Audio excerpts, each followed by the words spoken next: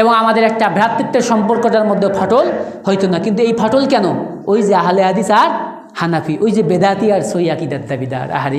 আরে কোথায় আপনি যাকে বেদাতি ভাবতেছেন, আপনি যাকে বেদাতি ভাবেন, হতে পারে আপনি তার এক আমলের 100 ভাগের 1 ভাগ আমলও আপনার মধ্যে নেই। আপনি সহি আকীদার দাবিদার হয়ে আসেন। আপনি সহি আকীদার দাবিদার, আপনি দাড়ি চাচ্ছেন, আপনি সহি আকীদার দাবিদার, আপনি হারাম এই তামাক আবাদ করতেছেন, চাষ করতেছেন, আপনি সহি আকীদার দাবিদার। আপনি গিরের নিচে প্যান্ট পরেন, আপনি সহি আকীদার দাবিদার। আপনি গুল ঘষেন, জর্দা ঘষেন, সিগারেট খান, আস্তাগফিরুল্লাহ।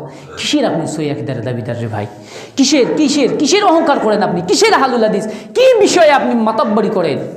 আল্লাহ নবী বলছেন, যারা একে অপরকে ঘৃণা করে এবং মনে করে আমি ওর থেকে উত্তম, এমনটি হতে পারে যে ওই ব্যক্তির একটা জাররা পরিমাণ আমলেরও আমল এই ব্যক্তির নাই।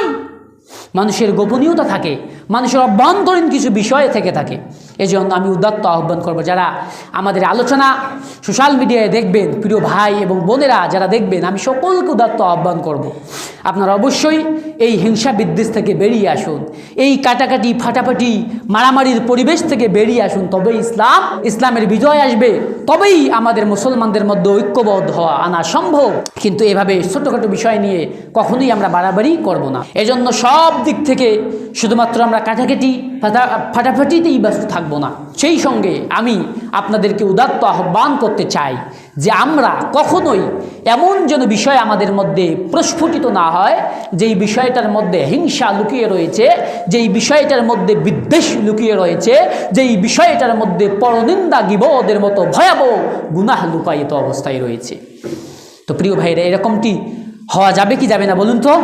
যাবে, চেষ্টা করলে যাবে ইনশাআল্লাহ। মনে রাখবেন, আমরা যারা সহিহ আকীদার দাবিদার, যারা আহলুল হাদিস বলে পরিচয় দেন কিংবা সালাফি বলে পরিচয় দেন, নিজেকে একজন সত্যিকারের মুসলিম হিসেবে পরিচয় দিতে অনেক গর্বিত, তাদের উদ্দেশ্যে এই কথাটি বলবো। আল্লাহ প্রদত্ত, রসুল প্রদর্শিত বিধিবিধানের উপরে জীবন বাস্তবায়ন করার আপ্রাণ প্রচেষ্টা চালাচ্ছেন, তাদের উদ্দেশ্যে আমার এই দাওয়াত থাকবে আজকের জন্য। প্রিয় ভাইরা, আমরা নিজে নিন্দুক হব না, অন্যকে নিন্দা করব না, অন্যের একটা বিষয় নিয়ে আমরা মাতামাতি করব না, বরঞ্চ শুধরানোর চেষ্টা করব।